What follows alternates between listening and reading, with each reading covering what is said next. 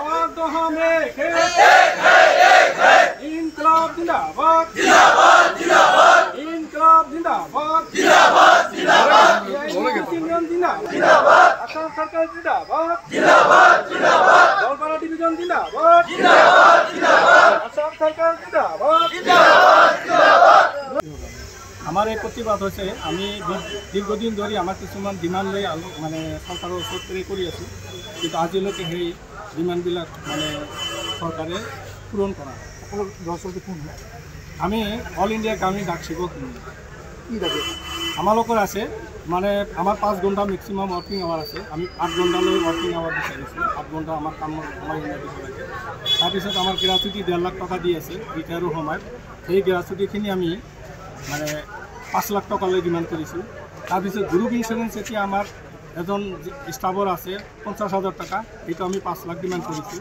বছৰত আমি 20 দিন ছুটি পাওঁ, সেই ছুটি যদি আমি নলওঁ কোনোবাই সেই ছুটিখিনি আমাৰ এনেই লেপছ হৈ যায়, কিন্তু আমাৰ পে কমিশনৰ ৰিকমেণ্ডেশ্যন আছে যে 180 দিনলৈকে আমাৰ এই ছুটিখিনি জমা ৰখাৰ এটা ৰিকমেণ্ডেশ্যন কৰা আছে, কিন্তু বিভাগীয় কৰ্তৃপক্ষই সেইটো এতিয়ালৈকে ইমপ্লিমেণ্ট কৰা নাই।